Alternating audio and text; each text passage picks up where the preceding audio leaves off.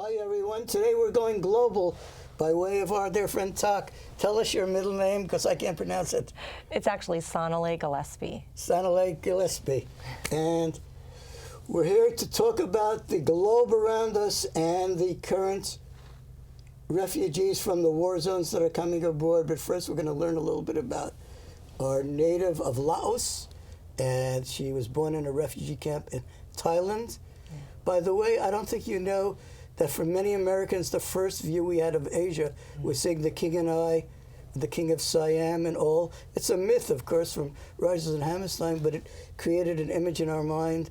It's a puzzlement, Yul Brynner. So I just thought you'd like to know how our stereotypes of Asians came about. At least it's my confessional date to you. Thank you for that. Okay. So I'm not quite as baldy as Yul Brynner, but I'm getting there, little by little. Okay. I don't have 43 children, all those concubines like he doesn't. No, do I aspire in that way. Okay, so tell us what life was like in the refugee camp. None of us here have ever experienced that. Give us the inside story. Well, I was really young, so I unfortunately don't remember what life was like in the refugee camp. We resettled here in the U.S. in the late 70s without disclosing age. Yeah, how old? You don't want to say how old you were. You were a teenager then, or not quite? About 4 years old. Oh, so that, yeah. Yeah. I do, though, however, get the privilege of learning from other refugees that resettle here in Oregon as the director of our resettlement program at Catholic Charities. What are some of the myths that float around our society, so-called civilized society, about what refugees are and why they are forced to move?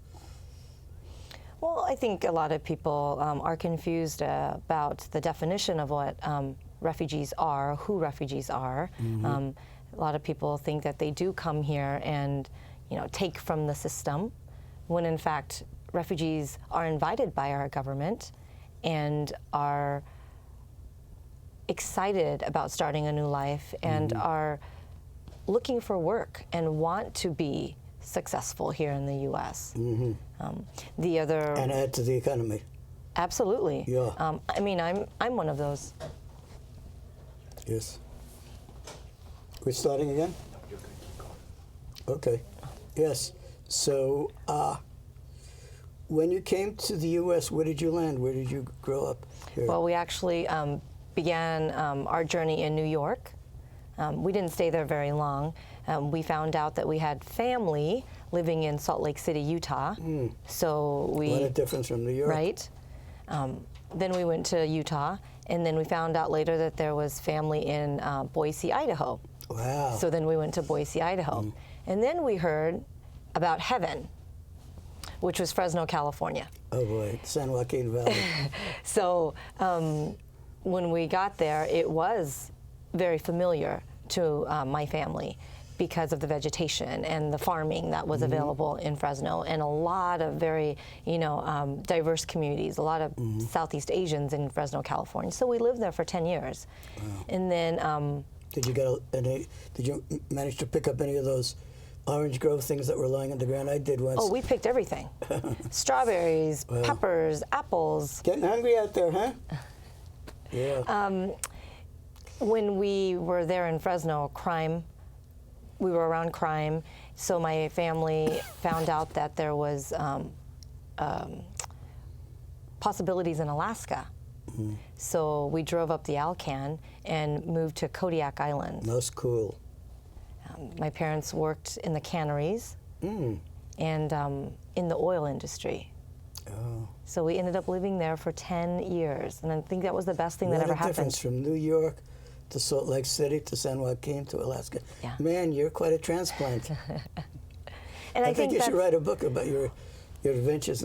Well, I think that's the story for many refugees, because when they resettle to the U.S., you find out where you fit in based on what other people have said. And I'm seeing that with refugees who've resettled in other states and decide to come to Portland because Portland is, or Oregon is, one of the coolest place to live, right? Isn't it like the top 10 or something? Yeah, Portland has been one of the major magnetic attractions for people moving from other states. It's considered somewhat progressive and open-minded. I would call it super liberal, but not as much as San Francisco, from what I'm told.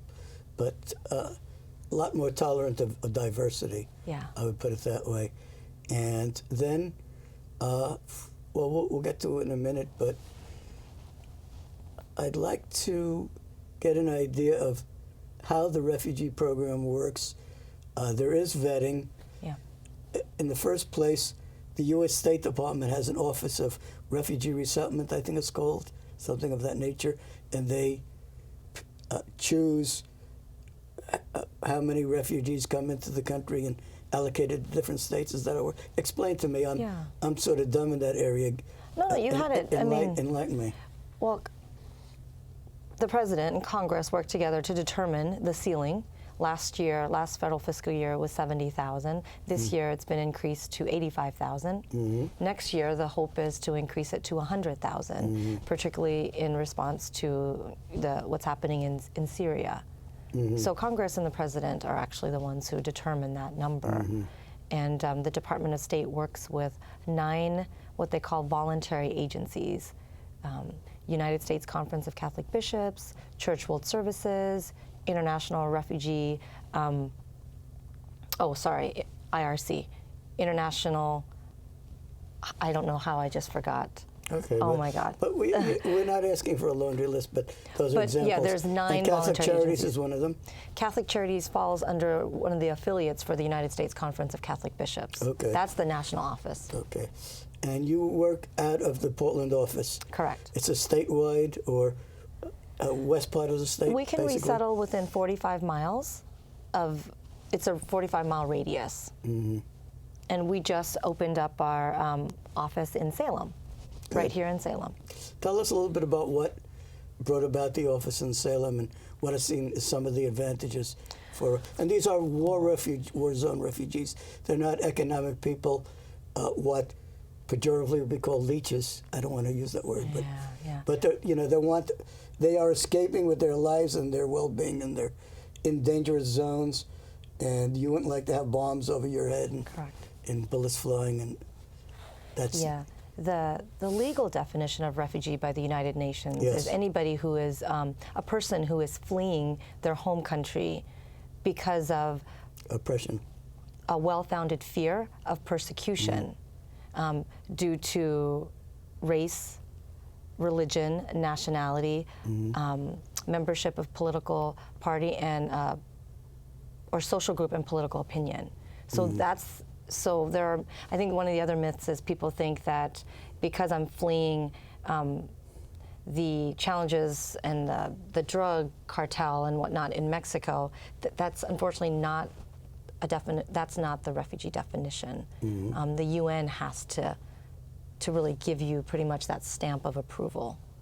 So. Good. So the whole definition is vetted, and Congress and the president negotiate because they're in different parties right now. Yeah. Well, in fact, refugees are the only group of people who are, how do you say this? Refugees, the highest security check than any other. Refugees go through the highest security clearance than any other traveler to the U.S. In plain English, it means that they x-ray their entire background to look for any controversial things that could make them dangerous, and if they are found to have a danger spot in their chromosomes, they're put on the sideline. So the people who come here have been very carefully vetted, more than the people who run for Congress in the United States, who could well be more dangerous, but we don't know. Yeah. I know that's a little bit... I mean, that's how, that's how the public really needs to hear it, if you think about it. But these are an endangered species. I think we could use that term, endangered species, for political and religious reasons. Or race. Yeah. Well, that's part of politics. Okay, so right now we have established a program here in Salem. When did the first refugee families come to Salem? Is that February, March? Around, I want to say March. Okay. And back to your question, why are we looking at Salem? As we all know, there's a huge housing crisis in the Portland metro area. And we have to really, look outside of Portland metro area. Not just that, I think there's a lot of value in placing families in really smaller communities. That's how I feel like our family has thrived, because we lived in Kodiak Island, believe it or not. And there was such a warmth and a welcome from the community. Recently here in Salem, I believe it was February, we had a community forum, and over 300 people showed up. That was tremendous. I mean, that's the magic. We are a welcoming community.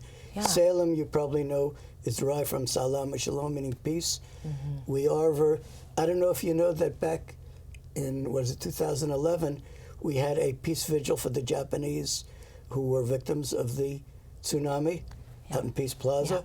And this June, I think it'll be the 19th on Father's Day, because we'll get a bigger crowd on a Sunday, which is actually the day before World Refugee Day, but we're going to call it World Refugee Week. We hope to invite people from the Human Rights Commission and from Catholic Charities and the United Nations Association, and introduce the refugees' families themselves. If we could pull it off, we'd love to have the national anthem of every single country represented sung by maybe our barbershop quartet, or that would be kind of cool. Yeah, that would. Have a little culture. We're talking about putting together a cookbook of recipes that include ethnic recipes from the countries of origin of these refugee families and all. Let's point out that a lot of these refugees are children, young people going to school. Yeah. About what percentage would you figure? Almost half? More? I would say there's a large majority mothers and children and families. Fathers have been... For many, yes. Have either been exterminated in the war zones, or... So these are often widows or who are unfortunate. And they're trying to get their life back on track. That's what it's all about. So we, as a community in Salem, Salam, Shalom, want to bring a peace and an embracing neighborly attitude, and it's really important. Now, how does Catholic Charities figure into all this, and what do you see as your mission? Talk. Well, we are the social service arm of the Catholic Church, and we do help the most vulnerable, regardless of race or ethnicity or religion.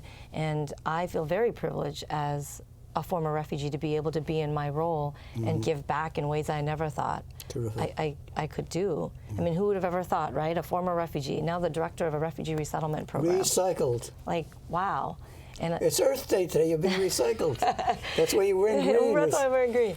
Well, and every time I get the opportunity to go to the airport and welcome human beings to this amazing country, I cry every single time because I see my family's journey unfold. I'd like to welcome you to come with us to the airport. It's pretty. I'd love to. It's pretty. I'm slightly extroverted. You may have noticed. You just stand there, and there's something about welcoming. Like I said, human beings. And the other myth I think that people think about is, or not myth, but the comment that I often hear is, why help those people when we have our own to help? And I really like for us to think through what that means. What is them versus us? Because the government, our government, has already welcomed refugees. We are on that receiving end. And that's what Catholic Charities does, is we're on that receiving end to give them an opportunity for a second chance.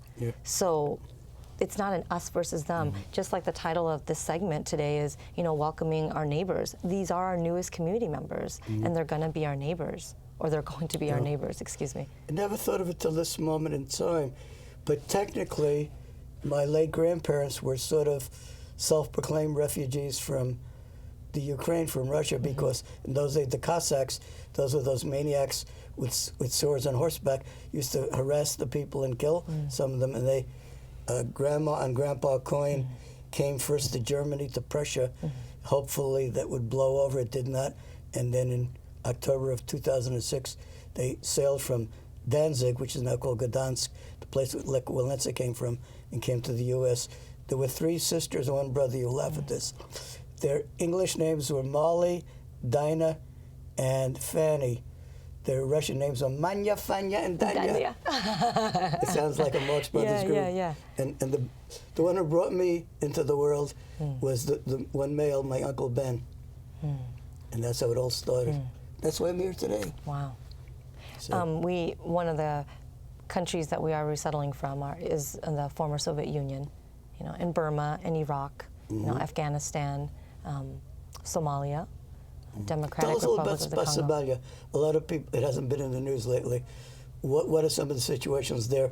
I think there's been a chaotic non-government for a long time and a lot of fiefdoms and tribal lords pillaging That's a good the question. villages. I'm unfortunately You not don't know, familiar with what's okay. happening. I think oftentimes too, Okay. I'd like to what's be, happening in Syria I'd is love to be your overshadowing. historian at some point and maybe help to write literature about the different countries and what are their political, military dynamics so that people get a better appreciation. And as I said, we're probably going to try to put together a cookbook so we could have a taste fest, Yeah, an ethnic taste fest. there's thousands of refugees here Come to our taste fest. that you can ask that. You know, we're also going to be part of the World Beat Festival. Yeah. And I hope you will be here the last weekend in June. Yes, and- I actually have it on my calendar. I missed it last year. Good, okay. And the lady who's running it is from the Philippines, by the way. I think her name is Marisa, something like that. But a very strong, powerful presence and all.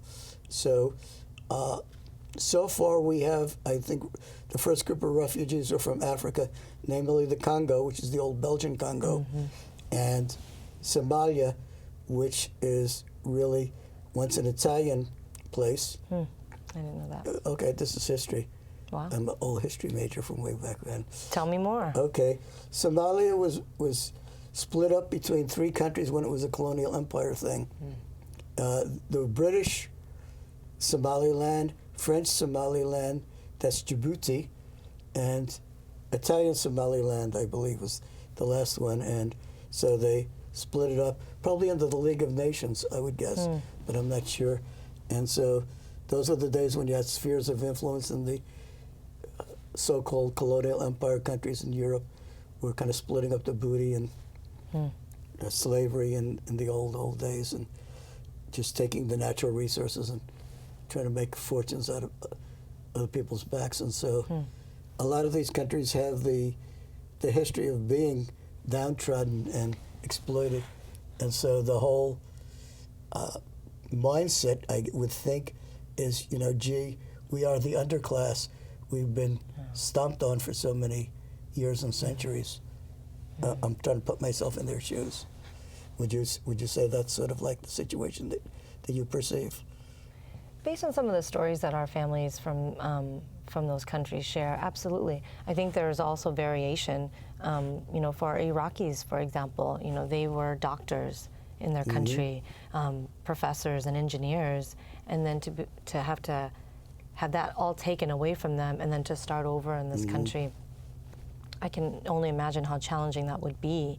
And then to have to clean hotels or be a cashier when you have this, Being downgraded because of economic necessity just to eke out things and sort of almost like a dismissal of all your credentials because they were in another country and they don't count here. Yeah. So. And have owned homes and then to live in, 600, 700 square foot apartment, if that. And then you have other families from like Burma who did not have those same things, but then are still so grateful to be here. Not to say that our Iraqis are not, just trying to paint a picture of how there is variation in who is resettled here in our country. The vetting process, as you talked about earlier, it's a very long process to actually get refugee status. If you do get, it's anywhere from 18 to 24 months, and then a person could be in waiting for anywhere from 7 to 10 years before you can get resettled. Okay, let's talk directly about resettlement. People are coming to Salem. What are the steps that you need, and what kind of volunteers do you need to help bring their lives together? I will say, Lee, volunteers, they're coming from all over faith groups, universities, organizations. What I need is funding to have staff to support the outpour of volunteers who are coming to our office. Right now I have 2 staff members who are really trying to do this work. So maybe on the July 4th week, we could ask every church in town that's willing to pass that one Sunday to pass the basket for refugee resettlement. Now, what goes into resettlement? Give us some of the steps. They have to find housing. We have to find housing. In advance. Sometimes we get about 2 weeks' notice, maybe. Okay. Then we train them what I guess is called cultural navigation. Cultural orientation. Yeah. That means they have to learn to, besides learning to speak the language, which is separate, they have to learn how to do banking, how to apply for Social Security if they're elderly, go through the school system, register for school, maybe get a library card to help their literacy along. What else? Department of State requires that they learn 10 topics, one of them being U.S. law, basic hygiene, as you said, budgeting, housing, how to keep your home safe and sanitary. It's a laundry list, but we are very fortunate in Portland to be able to have experts from the community, like our police officers from the Southeast Precinct, come and actually do the presentation on U.S. laws.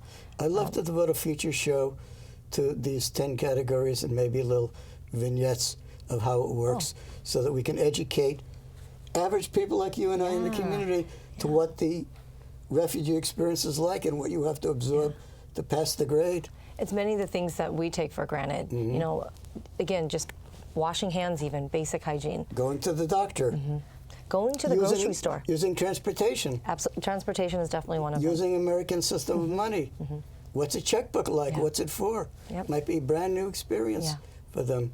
As I said, the grocery store is a really brand new experience for many of our families. The comment that I get is, how is there a whole aisle of just bread? How many types of bread can you have? You know. See, stuff we take for granted.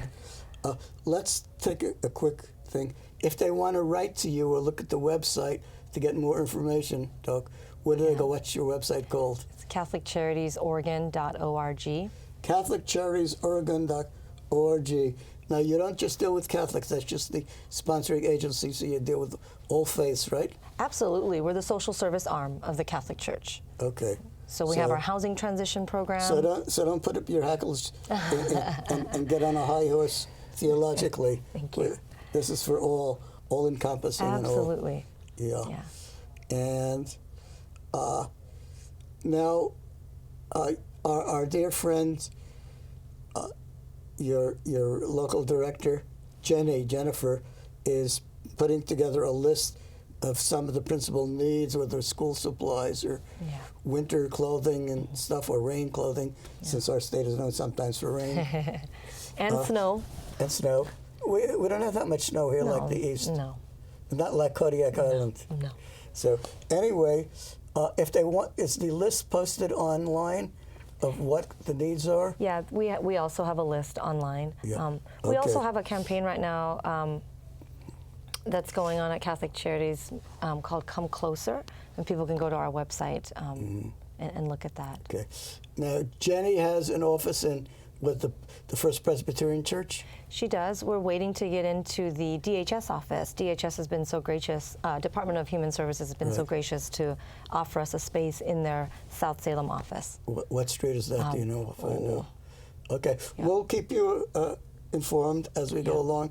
But right now, if you drop a note to Attention Jenny, Catholic Charities, over at the First Presbyterian Church, we'll make sure it gets there.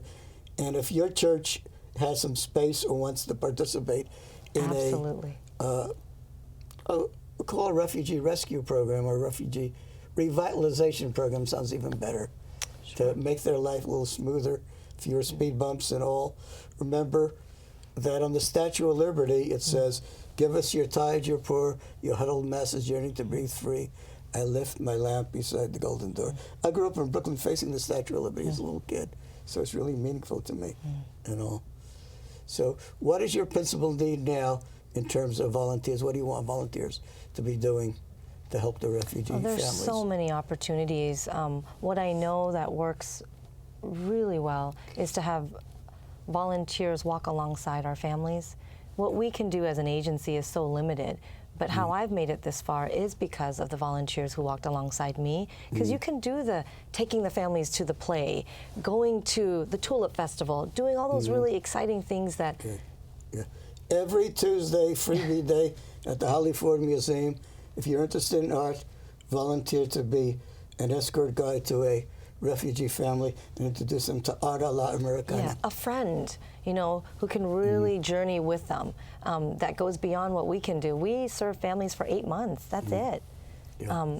That's not very long at all. And I'd love everybody out there to at least take one family to get their library cards and introduce them to the Library Center of the library. Yeah, there you go. That would be kind of cool. Yeah. Even if it's just a one-time thing, introduce them, because the library is a place you could camp out and get more educated in American. Yeah. So many magazines in our section there and all. Well, and I always invite, like I just invited you, is to come to the airport with us and really see what that's like. Okay. I always have to make sure that you bring water, though. Oh, dehydration? Well, the Lao way, you know, we always offer water. We always give water. We don't ask if you want water. It's our way of saying thank you for making the journey to us. Interesting. And when we hand our families bottled water, Lee, they open it and they drink it like they've never drank water before, and it's just a beautiful thing. Terrific. At some future time, I think we'll do a show on the Lao culture. No, I'm serious. I would not by any means be the expert, but I know. You bring along a member of your family. Yeah. Are your parents here? My mother lives with us, and my dad, you know, my father passed away. Does your mother speak English okay? No, not at all. She's limited English. Okay, we'll use you as a translator. We'll just have her and, you know, say a few things and smile and all. And if you have a picture album of life in Lao, that would be kind of cool. And well, I learned very young, watching my family make sure that there was water anytime a guest came, and I never understood what that meant. And then I've been able to really bring that to the work that I do every day. And even if you're visiting our office, we make sure you have water, because it is. I think there's much larger symbolism in water. H2O, go, go, go. Yeah. Do you have any questions for me or anything that you'd like to share that I haven't asked you? Open-ended time. Well, Lee, I just first of all want to thank you again for giving me this opportunity. For you to think of this population. Important. And then take it another step and actually give them voice on your show. I think that is really powerful, especially with all the rhetoric that's happening in the media. For you to give a platform in this way speaks volumes to our state and how this is. I'm going to end this dialogue by quoting the late Ronald Reagan, who was a conservative Republican, but said to Mr. Gorbachev, tear down the walls. And I'm saying to us here in Salem, tear down the walls and barriers between people born in this country and people who are welcome and we want to embrace as our neighbors. Tear down those walls, make their lives meaningful. That's one of the greatest gifts you could give. Don't wait till Christmas to give that gift. Make it your legacy that you are a caring person. And I end on this note, compassion is never out of fashion. Thank you. Thank you Okay. so much. Carry on. Yeah. Safe travels to you. Okay. Yeah. Bye for now. Bye. Have a happy.